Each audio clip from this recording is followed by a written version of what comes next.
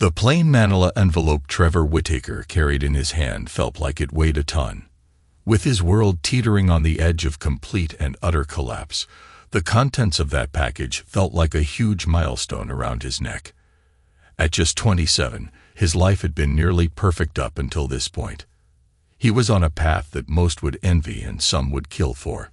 He had already made more than enough to pay off his home, and still afford several luxuries as a financial analyst for a conglomerate of corporate investors. Trevor was not only well-liked, but also well-connected. On top of that, for the last 3 years, he had been successfully wooing Nancy, the only child of Kathy and Robert. 14 months ago, Trevor and Nancy had fallen head over heels in love, and now their wedding was just 6 weeks away. His future father-in-law was the CEO of Sterling Industries, and just having Robert mention your name was tantamount to a job offer in some circles. After easing out of his Porsche Carrera, Trevor headed up the lighted walk to the front door of Albert Manor. His body was tense, and all his recent nightmares seemed to lurk, ready to pounce from the surrounding darkness. I can't believe it's only been 3 freaking weeks. Feels more like 3 years. He bitterly muttered to himself, pausing to look up into the heavens beyond the stars. Trevor mentally questioned God. What did I do to deserve this? Which one of my long-forgotten indiscretions pissed you off enough to warrant this final retribution? As he pressed the doorbell, its faint sound made him think this must be how ancient warriors felt when preparing for a hopeless battle, one in which there would be no winners. As Trevor waited for the door to open, his mouth was dry, and he couldn't seem to catch his breath. The moment of truth had arrived. Trevor's fears were now a reality. Memories of that fateful day caused his stomach to feel unsettled as he recalled the events of that Monday morning. A very important client had called, requesting an emergency meeting in another city 2 hours away. He had given Trevor the details and the name of the hotel where he was staying. Trevor immediately cleared his calendar while gathering the information needed to meet his client's busy schedule. Trevor decided that driving would be quicker and less risky than going to the airport, catching a flight, and renting a car. But facing a long drive put him under a lot of pressure and set the rest of his day off track. Set up in a partially secluded alcove off the hotel's main dining room, the meeting went well. After taking all the information, Trevor presented it to his client, who rushed off to catch a flight. Even with the 2-hour drive, Trevor realized that by hurrying, he could still get back in time to beat the afternoon rush hour. That alone would cut an extra hour off his workday. From where he sat, Trevor could see into the spacious, well-lit atrium of the main lobby. While putting away his materials, a movement through the garden area caught his eye. It was one of those things that, for some unknown reason, you turned your head to get a closer look. Trevor's world suddenly turned upside down, and his eyes widened when he spotted Kathy, his future mother-in-law, walking toward him. His internal alarms were going off like crazy as Trevor watched her intimately clutching the arm of a man he didn't immediately recognize. As they got closer, Trevor realized it was Kenneth, one of her husband's biggest competitors. As luck would have it, a few moments later, Kathy and her male companion were seated just a few tables away from Trevor. He hurriedly scanned the room, quickly realizing he would be in full view, no matter which way he tried to leave. With a sick feeling, but discretion being the better part of valor, Trevor finished packing his equipment, hoping for an opportunity to slip out of the building unnoticed. Trevor was extremely agitated by his present circumstances. Unable to make an escape, he spent the next few minutes cautiously observing them, holding hands, kissing, giggling, and whispering little secrets to each other. With adrenaline surging through his body, fear swept over Trevor when he noticed the lunch crowd was beginning to thin out. When the server arrived to take their orders, Trevor was able to hear every word.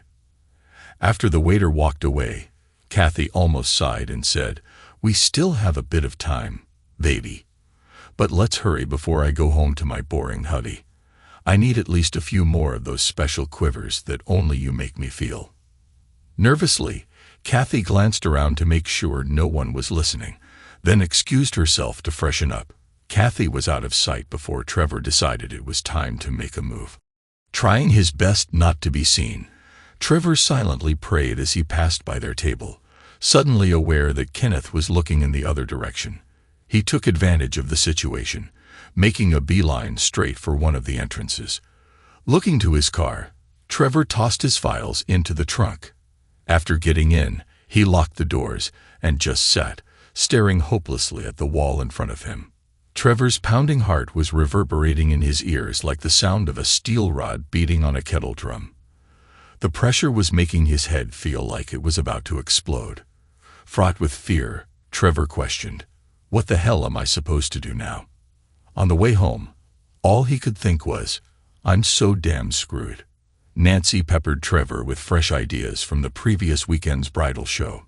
Even though he was sitting right beside her, she wasn't having any luck hitting his attention. Unable to get Trevor involved in last-minute changes was making Nancy very frustrated. For the last few days, she had started to become very concerned over the persistent funk he had fallen into.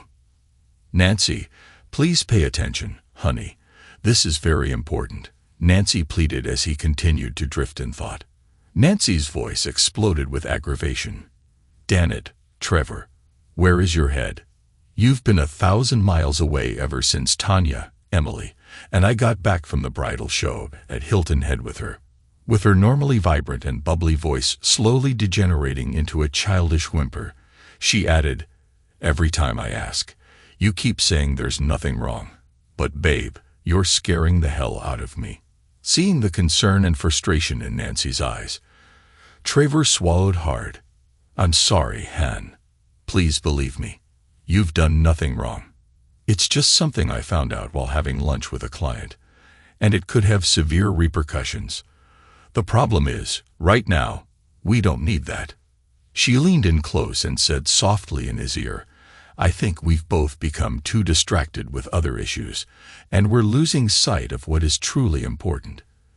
It's time to refocus on each other. What do you say, stud?" Nancy asked while seductively and lovingly rubbing her hand from his chest to the nape of his neck. Trevor shuddered, melting into a puddle of quivering flesh as she playfully licked his ear, teasing him unmercifully. Suddenly, Nancy squealed in surprise as he lifted her and set her on the kitchen table. As Trevor began making love to her, she jokingly teased, "Well, Aunt Wendy did smile when she gave us that sex begins in the kitchen book." Her ensuing giggle filled the room. Later that morning, as his fiancée showered, Trevor was still struggling with his dilemma. "I've got to try and straighten out this mess. I need some proof, something that will shock Kathy, maybe even get her to stop. That would be the easiest way to end this nightmare." After Nancy left to go shopping, Trevor made his decision. He began checking listings for private detectives. After selecting one, he called and made an appointment for later that day. In just 2 days, it would be exactly 3 weeks since life had so quickly and cruelly conspired against Trevor's happiness. He was overwhelmed by how life's wrecking ball of circumstances was poised to destroy his ideal existence. Trevor now found himself staring at what was evidently a stack of evidence that had just been placed on the conference table in front of him.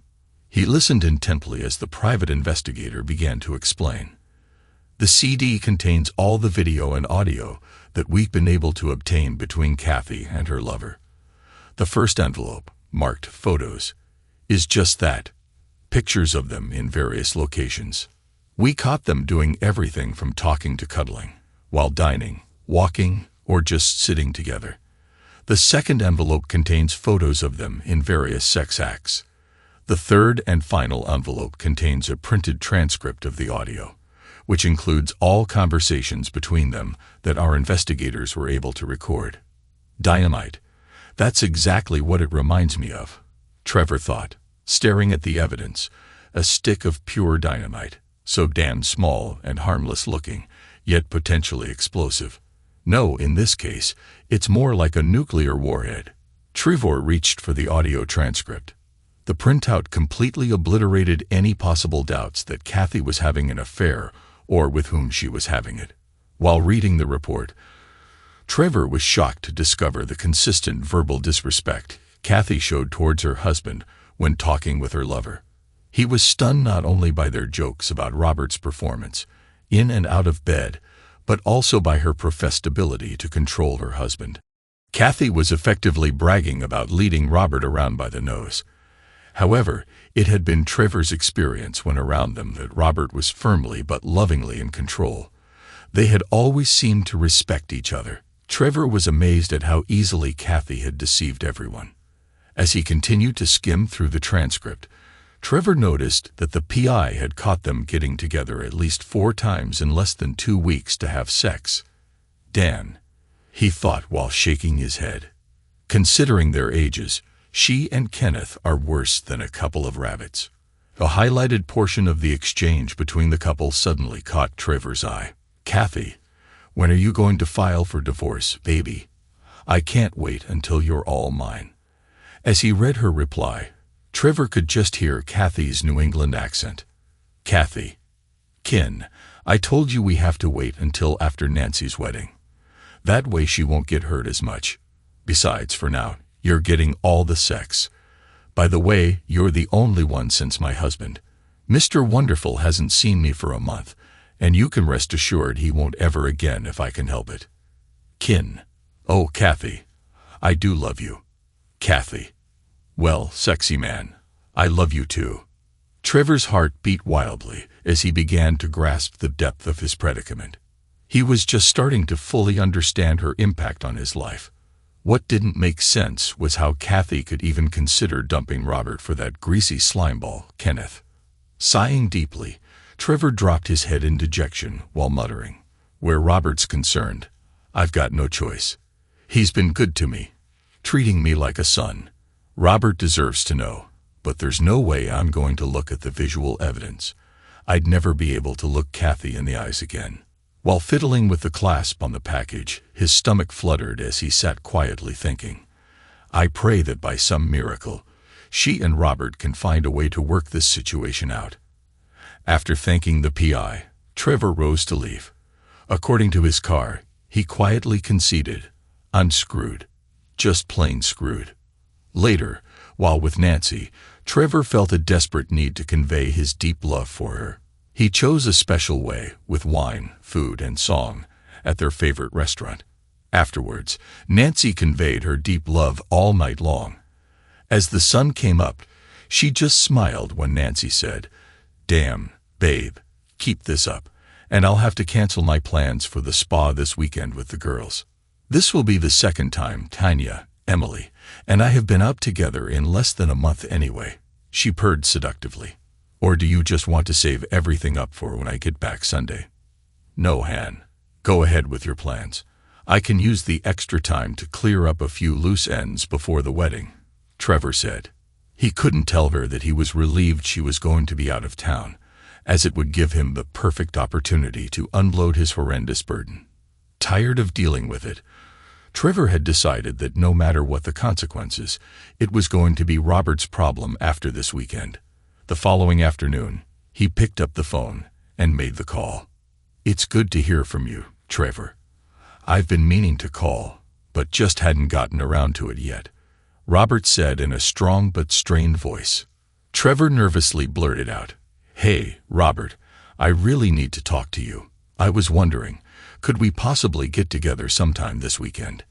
Trevor realized it wasn't his smoothest delivery and thought, so much for trying to stay relaxed. I have some things I need to discuss with you also, Robert stated, then inquired, How about Saturday night for dinner? Kathy is going to be at her sister's this weekend to visit her family and some old friends. Isn't this also the weekend Nancy is going to the spa? Yes, it is, Trevor responded enthusiastically. So it'll only be us men, Robert replied. Good. How about, say, around 6? Will that work for you, buddy? Sounds good to me, Trevor replied. I'll see you then. Good enough. I'll look forward to seeing you then, Robert affirmed. After they hung up, Trevor sat thinking, God, yes. Let me get this over with as quickly as possible. It's just sad that it's always someone like Robert who gets dumped on. Even though it seemed strange, Trevor thought Robert sounded relieved that it would be just the two of them. I wonder if Robert already knows something. Maybe this isn't going to be that big of a surprise after all. But for now, Trevor had other urgent things on his mind. How Nancy would handle all this was another major concern. At that moment, waiting for the door to open, weeks of nervous anxiety had him feeling like he was about to explode. Trevor apprehensively said to himself, "Damn, this is going to be even more painful than I thought." Suddenly, he was jerked back to the present by the sound of a deadbolt as Robert opened the door. "Hello, Trevor. Excellent timing. Why don't you go into the den and make yourself at home while I grab us a couple of beers?" Robert said. Trevor's mouth went bone dry as Robert's eyes suddenly flicked downward to the envelope. Before Robert could ask, Trevor quickly replied, "Thanks. I could sure use one." At the same time, he thought, 6 would be better with a big shot of bourbon. But I'll take whatever I can get. Glancing around the den, Trevor could easily tell that Robert used the room as a home office. Moments later, his host returned with their beers. After shaking hands and exchanging a few pleasantries, Robert walked around to the other side of his desk and sat down. Trevor could tell by the way Robert dropped into his chair that Nancy's father was deeply troubled by something. I bet he already knows, Trevor thought. Robert slipped on his glasses and leaned forward to read the name on Trevor's envelope, now lying on the desk in front of him. "It would appear you already know," Robert said in a wooden voice. "How did you discover the situation?" "I stumbled onto it completely by accident," Trevor replied. Before Trevor could answer further, Robert continued, but with sudden anger. "Damn it. It's a simple fact that you know should make me feel better, but it doesn't. With a lot of very important people scheduled to be here over the next few weeks, it was imperative to inform you. I had no alternatives, considering the strong possibility of public exposure hanging over us. Honestly, Trevor, I'm amazed this hasn't already made the gossip columns. I'm just sorry that both of us have to deal with the pain and fallout of this sleazy mess." Robert stood and walked over to a large picture window overlooking the huge pool and patio area below. He continued, "Trevor, dealing with this has been very difficult for me. Trying to figure out what to say and to whom has left me so damn frustrated I could spit nails." Just as he finished speaking, Robert's words were emphasized by his fist slamming into the window frame, which caused Trevor to jump. "Sorry," Robert snapped, "but damn it. I hate watching my family fall apart right in front of my eyes, especially when there's nothing I can do to prevent it. I knew it would be a case of damned if I did, and damned if I didn't. No matter what. What could I say to Nancy that would help? What should I say to you with your current marriage plans and all? I feel like a heel as it is. On top of that, I've been loaded with problems at work. Now this mess at home. I've been really tense lately." Trevor nodded his understanding, even though he felt like an intruder trespassing on Robert's turmoil. "But I know how Robert feels in spades," Trevor thought. "I'm not even married yet, and my future family is already in a major crisis. Worse yet, the evidence that could destroy my future mother-in-law is lying right here in front of me. In spite of that, Robert seems more concerned over my feelings than his own. He's probably known about this from day one. When I first saw them together, Robert, I couldn't believe my eyes. After my insides had finished twisting into knots, I almost wished I hadn't found out. I've been trying to figure out a way to tell you. Since I know how much you love her and how close you are, I realized you wouldn't believe me without proof. Reluctantly, I felt I had to hire a PI and have them follow her. He was able to secure audio and video, but I purposely haven't looked at the visual evidence. I've only read parts of the transcript. They are damaging enough." Robert returned to his chair and slowly eased into it, still lost in thought. He absent-mindedly reached over and lightly ran a finger around the base of his ornate desk lamp. Suddenly, his eyes flickered between the label on the envelope and Trevor's face, momentarily pausing to study each. "Trevor, there's probably more dirt in that package than any one person could ever want to see in a lifetime," Robert added with a sigh. After taking a moment to collect his thoughts, he continued, "She didn't realize I overheard her on the phone one afternoon in the den. Upon hearing that conversation, there was no doubt in my mind what was going on. For the next few days, I was forced to do some serious soul-searching. The rest," Robert said, animatedly pointing to the envelope in front of Trevor, "is history. Long ago, I was told by a friend whose wife had an affair. If there's any chance for reconciliation, don't look at the visual evidence. I didn't understand it then, but I think I do now," Robert continued. "I don't want to look because no matter what, I could never face Kathy again. Plus, I love my daughter and have too much respect for you."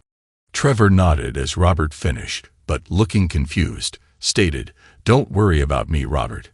How you deal with Kathy is your business. You do what you have to." A little befuddled, Robert replied, "I have been terribly concerned about Kathy's reaction when she finds out what I know, but I've been waiting to spring it on her until I found out what you plan to do about Nancy." Bewildered, Trevor said, "It's more a question of how Nancy wants to proceed than what I want. I love her, and I'll do whatever she thinks is best." Robert replied, "I am surprised at your attitude, although I can't disagree.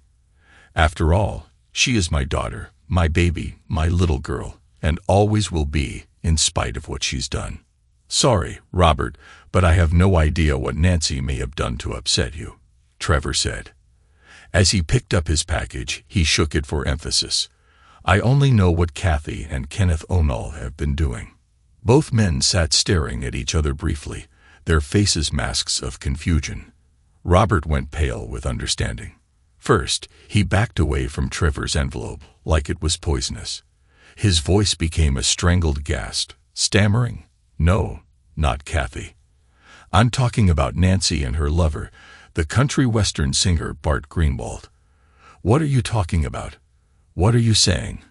What is this about Kenneth O'Neill and my wife?" Trevor was confused. "What are you talking about, Robert? It's not Nancy that's having an affair. It's Kathy." The look of sorrow and pain on Robert's face forced Trevor to grasp the unthinkable. As Trevor's hand lost its strength, the package dropped, landing with a plop on the edge of Robert's desk. With a sad face, Robert reached into a desk drawer and pulled out a package similar to Trevor's, complete with the identical name stamp. In a desolate voice, he said, "By the way, Trevor, like you, I've only read certain portions of the transcript. When she's my daughter, I couldn't bring myself to look at the rest. TMI, as I believe you kids call it. Pain more tangible than any Trevor had ever endured coursed through him. Nancy, my Nancy is screwing around. But we are supposed to be getting married," Trevor said as he stood and stumbled backward, shaking his head in denial.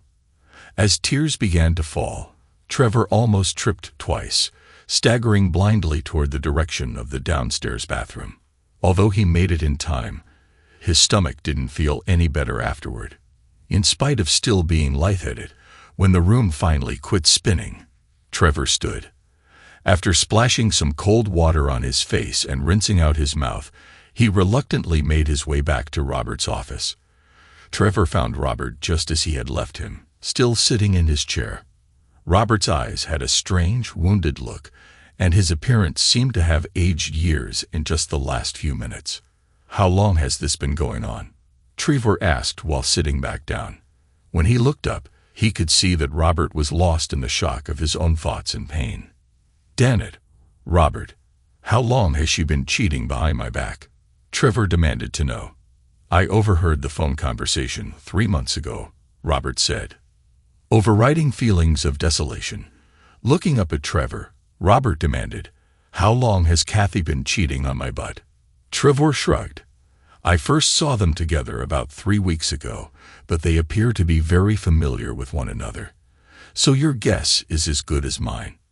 Robert pushed the package across the desk to Trevor and said, "I don't care what you do with it, but it's yours now. I'm just sorry that this has happened to both of us." Picking up the envelope, it felt 1,000 times heavier to Trevor than the one he had carried in earlier, and had just slid across the desk to Robert. "Robert," Trevor said, "I felt there were a few things in the transcript you really needed to see. I made sure they were highlighted." Since Robert didn't respond, Trevor wasn't sure whether he had heard him. A few moments later, Trevor stood, ready to leave, when he heard Robert say, "Sorry, Trevor, but you have some nasty surprises in your package too." "Goodbye, Robert," Trevor answered. "Goodbye, Trevor. If you don't mind, I'll let you see yourself to the door," Robert almost whispered. As he drove away from the Albert Manor, Trevor said to himself, "I was right. I'm completely and royally screwed. Why, Nancy? In God's name, why?" Then, in a flash of anger, he suddenly realized, I bet Nancy's with her lover right now. Tightly gripping the steering wheel and staring straight ahead, Trevor's mind was racing even faster than his car as it sped through town, headed home. In a burst of reality, Trevor was startled out of his zombie-like state by the sound of a blaring car horn. Without thinking, Trevor had run a red light, barely missing another driver. Quickly pulling to the side of the road, his heart was pounding as he cursed himself under his breath. "You stupid idiot. Get your head out of your butt, or you'll end up getting killed." Trevor took a moment to regain his bearings and began to slowly calm down. Still a few miles from home, he remembered a parking lot just down the road that backed up to a dance club Nancy had brought him to on occasion. A few minutes later, Trevor parked his car in an isolated corner of that same parking lot. As he tried to unwind despite the pain, Trevor found himself unable to resist and began glancing through the transcript. Even though a bottle of water helped quench his thirst, it couldn't wash away the bile taste left by the reading material. Tears rolled down his face as the reality expressed on the pages began to sink in. The 4 times Nancy and her lover had been caught together were described so vividly, it caused his grief to spread like cancer. Trevor could almost hear Nancy's lust-filled comments as her voice rang in his ears while he read, "Yes, Bart, screw your lover." Every word she had used to encourage her lover, Trevor had personally heard hundreds of times before. Each one now pierced his heart like an arrow. Being in misery, Trevor lost track of time and looked up in shock to find the parking lot had filled up. A group of people had gathered at the front door of the club, waiting to get in. The music from the club brought to mind the last time he and Nancy had been here. Trevor could still see her saying, "This is so erotic." In the back of his mind, Trevor knew that getting home was essential. He needed to relax and take the time to think things through. So after freeing himself from the nostalgic interlude, he began rapidly flipping through the remaining pages. Suddenly, like a moth to a flame, his eyes were irresistibly drawn to a highlighted section of conversation. "Damn it, Nancy. After this weekend, I'm going to feel very slighted. In spite of how much I want you, the only other time I get before your wedding is when you go to the spa. Believe me, Bart, that isn't going to be our last time. After my honeymoon, you and I are going to find ways to get together a lot more. You're too damn hot. And after this weekend, baby, there's no possible way I'm going to give you up. So don't worry, for a long time to come, you'll be getting more of me than you can handle. Trust me, I've got everything under control. I do trust you, and I can't give you up either, Nancy. You're not only the sexiest, but also the most adventurous little hottie I've ever met." Giggling and laughter. "Oh, Bart. Screw me, baby." The words began to blur as Trevor's eyes filled with tears just before they trickled down his face. With his heart pounding in his ears, Trevor's breath became tortured gasps as he stared unseeing at the cars parked around him. The transcript slipped from his grasp. His world shifted as Trevor's life, with Nancy, crumbled under the weight of his pain and loss.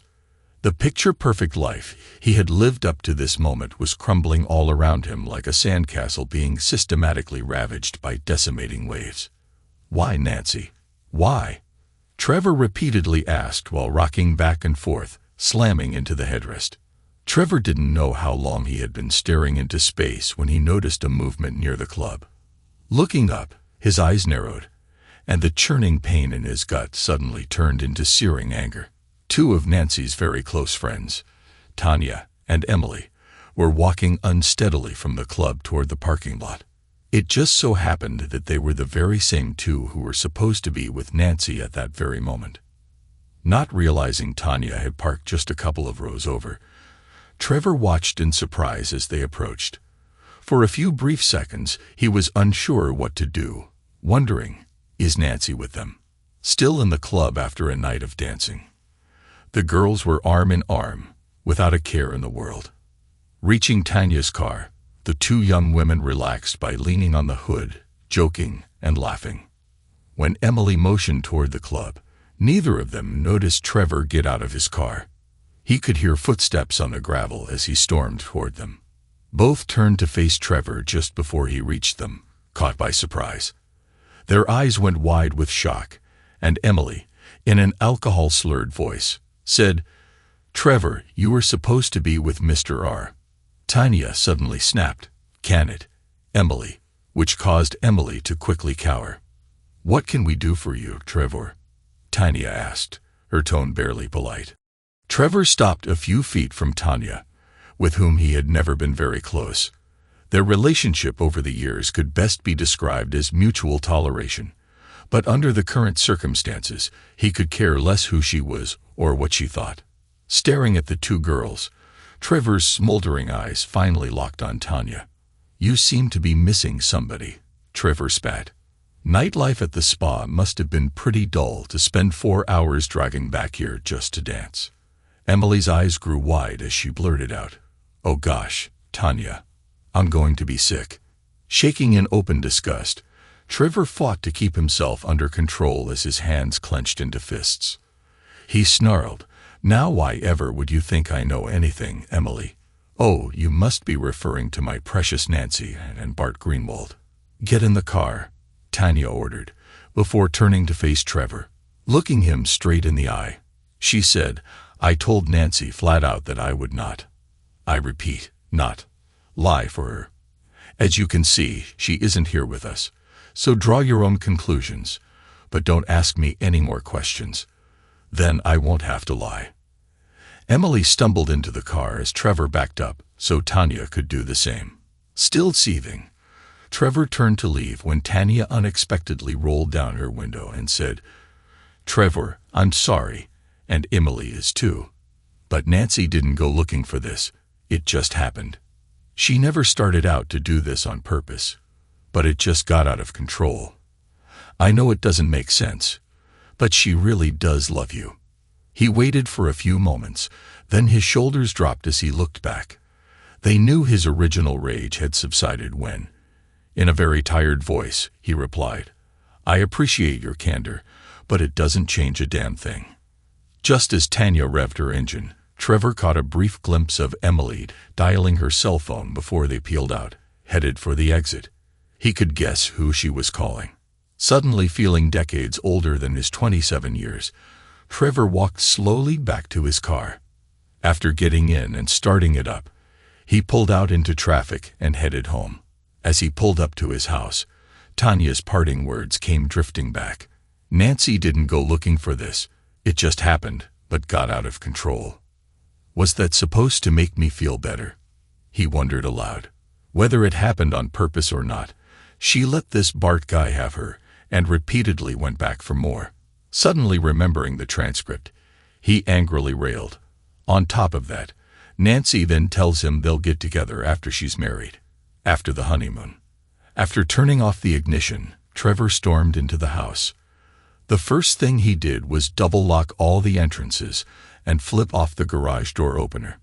"No way is Nancy getting her little butt into this house again without going through me first," he viciously proclaimed.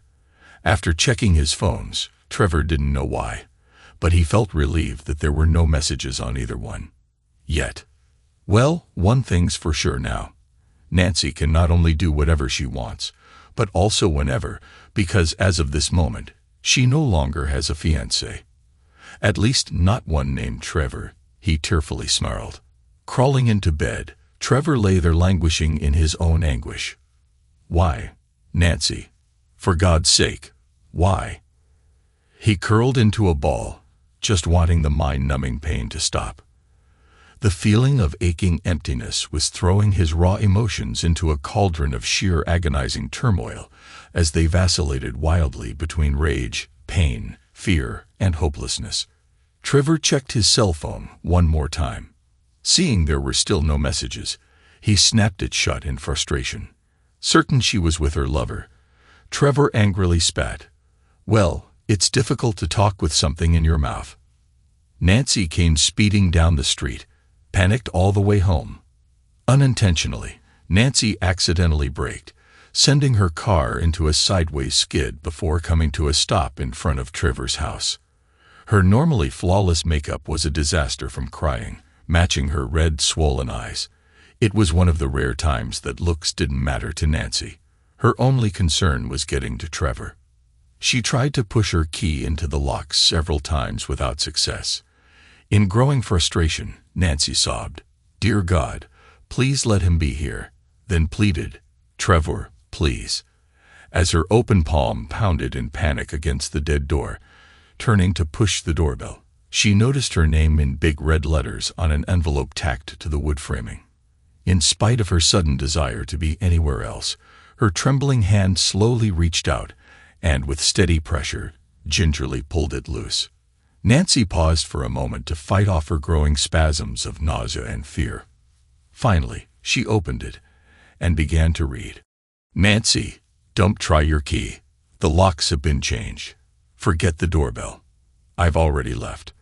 I will be at your parents' house later this afternoon if you want to talk. Trevor." After reading it several times, she stared at the door of what had previously been her future home. Sadly, she firmly suspected that it would probably never be part of her life again. Noticing that the curtains were open, Nancy looked into a couple of the windows to make sure Trevor wasn't home. The warmth from the good memories as she looked inside caused her to fall to her knees, sobbing. As Nancy unsteadily made her way back to her car, she kept looking over her shoulder at the door, praying and pleading for Trevor to open it and make everything all right. Her body was racked with convulsive sobs. Nancy collapsed over the steering wheel, wondering in grief, "What have I done? I've lost my heart and soul." In shock, she sat for a long time, just staring at Trevor's house. Finally starting her car and slowly driving away, Nancy felt the weight of her world crumbling around her. At the very moment Nancy was reading Trevor's note, he was sitting in a restaurant across town. His face was drawn and etched with sorrow, unable to taste a thing. Trevor was forcing himself to eat as he mechanically picked at his food. His emotional whirlwind of the last few days had left him completely drained, and he sat, lost in thought, staring out the window. Even though it was a late spring day filled with bright sunshine, it felt bleak and cold to him. Although Nancy's affair had fractured their relationship, its final desecration was her desire to be with her lover after the honeymoon. Knowing in his heart what had to be done didn't make Trevor's pain any less intense. For the first time in his life, he knew what people meant when they said, "I just want to die and get it over with." The experiences of life told him that time would work miracles, albeit slowly.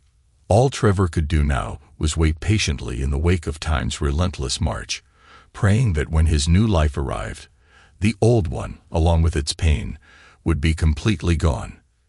Glancing up at the clock, he listlessly grumbled, 1:15. Damn. Only 5 minutes later than the last time I looked. Trevor received his first surprise after arriving at Albert Manor, when the door opened before he could even ring the bell. "Tanya," Trevor said as he addressed his second surprise. The young woman standing in front of him nodded slightly, bowing her head. Tanya's eyes refused to meet his as she informed him, with her folks in an uproar, along with everything else, "Nancy needs all the support she can get. That's the reason I'm here. Nancy's in the garden. She's been waiting for you. Nobody will bother the two of you there." While heading for the back door, Trevor heard his future ex-father-in-law's angry voice blaring through the hallways. "Robert has too much energy," Trevor thought, realizing, "I'm too damn tired to get that worked up." Trevor found Nancy standing on a grassy knoll overlooking the lake behind the manor. Even from a distance, he could tell she was crying, and for a brief moment, he felt a tremendous urge to try and comfort her. But then, remembering that Nancy's actions had all been of her own choosing, Trevor paused and thought, having to pay the piper really sucks. Taking a hard look, he couldn't help noticing that her hair and dress were a disaster. For some reason, the fact that she was hurting didn't make Trevor feel the least bit better, even though the thought crossed his mind that it should have. When just a few feet away, he stopped and said, "Nancy, I'm here, but I don't know for how long. So if you've got something to say, make it quick." She visibly stiffened at the tone of his voice, but between her fear and shame, she couldn't turn around.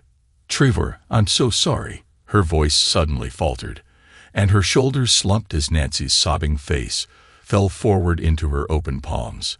Seeing her like this was putting him through an emotional wringer. Even though Trevor still loved her deeply, Nancy's betrayal had destroyed the pillars of that love. In a strained voice, heavy with irritation, he asked, "Will you please face me?" She shook her head and replied, "I can't. I'm pretty sure what I did was beyond anything either of us would have ever dreamed I was capable of doing. Just knowing that my stupid, foolish actions have destroyed what we had together makes it too difficult for me." Nancy sobbed. "It may be more of my selfish behavior, but I love you too much. I would do anything if I could make this up to you. But through our love, I've come to know you too well. From the pain in your voice, I can tell your heart, as big as it is, has been crushed." Slowly, she quit crying and said, "Trevor, I didn't start out to cheat on you, and I won't offer any stupid excuses now. It all started with the simple fact that Tanya, Emily, and I had a habit of visiting different dance clubs over the past year. About 6 months ago, Emily met a band member who was performing at a country and western nightclub where she enjoyed the music. His band wasn't a headliner, but they were local stars in their own right. When I first met Bart, their lead singer and bass guitarist, I made sure to explain I was very engaged, and in the beginning, I acted accordingly. Over the ensuing months, we kept returning to the same club because Emily wanted to see her guy and listen to their music. That turned out to be the biggest mistake of my life. I became good friends with Bart. Too good, it turns out, as our teasing and flirting slowly turned sexual in nature. One night, about 3 months ago, we stayed and helped the band pack up after the club closed. I suddenly found myself all alone with Bart when Emily took off with her guy, and Tanya went with the other 2 members. The next thing I knew, Bart and I were kissing. That's all that happened that night. But on the way home, I found myself confused, ashamed, and at the same time, embarrassingly excited. Both girls kept telling me I needed to cool off and get away from Bart. I knew they were right. But for the moment, the thrill of the forbidden was enough to keep me playing with fire. I was so sure I could control it. How could I have been so stupid? Anyway, about 2 months ago, I crossed that line of no return by finally allowing myself to become sexually involved with Bart. We've met 5 times, including the weekend I was away, but never at any of our places, the places you and I go. Before you ask, this wasn't about him being better than you or more capable of satisfying me, which he wasn't, by the way. It was more like a high school crush, and I made the mistake of allowing the infatuation to turn into lust, which evidently became too irresistible. Please don't ask me for the details. I'll tell you if you really want to know, but it just makes me sick to think about it now. Trevor, I just want you to know that I'll regret every minute of this for the rest of my life. It has not only cost me, but also hurt what I love most. You. He had been taken aback by the strange sound of finality in her voice. Deep and mournful like the forlorn cry of a distant seagull, her voice had sounded almost mechanical, as if she were reading off a teleprompter. But from what Trevor was able to recall of the PI's report, Nancy's confession rang true. Suddenly, it dawned on him. Her methodical delivery was not to downplay the situation, but to get through it without a meltdown. Trevor realized that everything she had just said was tearing her up emotionally. He watched Nancy shiver as she wrapped her arms around her body in what appeared to be a physical attempt to hold herself together. With that thought, Trevor felt a rush of sympathetic tenderness, which he immediately suppressed. He replied, "Nancy, I think you already know the wedding and the engagement are off, at least for the time being. We need some time apart. And please, no contact of any sort until I get my head around this. It may take a while. And it will only get worse if you try to pressure me into making a quick decision. Right now, you would lose." As Trevor finished speaking, Nancy began to sob in earnest, and her body convulsed with spasms. He waited for her to regain her composure before asking one last question. "Nancy, why?" After fighting a losing battle to keep her tears at bay, she replied in a breaking voice, "Trevor, that's the one thing I haven't been able to figure out. All I can say is that I went out with friends and let everything get out of control. I've been so guilt-ridden that I couldn't live with it anymore. Tanya and Emily thought I had gone to the spa this weekend just to be with Bart, but I only went there Friday night to break it off with him. Before he even got out of his car, I told him to go away and leave me alone. He threw a fit and made a big scene, calling me all kinds of names, telling me I was a tease and cussing me for wasting his time. I spent the entire weekend alone, thinking about you, us, and our future. If you want to confirm what I said, all you have to do is call the spa. They had to get the police there before he would leave. On my way home this morning, I turned my cell on and saw there were several messages from Tanya and Emily. I knew my world had ended, and I almost wrecked when I heard Tanya say, 'Oh, Nancy, Trevor knows it all. He knows everything. Believe it or not, Trevor, I love you dearly and always will, but by betraying your trust, I made a mockery of that love. Now I get to live with the gut-wrenching pain while reaping the bitterness of what I've done. You will never know how much, but believe me, I am so sorry for what I have done. Yes, it was an exciting rush, but now I know it wasn't worth losing you, the man I truly love.'" Trevor had not been able to shake her words from the transcript out of his memory.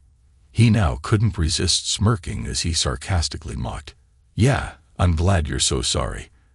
Evidently, you're sorry enough that you'll find a way to get back with good old Bart after the honeymoon. And not just once, but more than he can handle." Reacting to a wave of grief-stricken shame, Nancy shrieked in a high-pitched voice, "Oh God, no, I'm so sorry. Yes, I told him that, but it was only in the heat of passion. I knew how wrong it was the instant it left my mouth, because I didn't mean a word of it.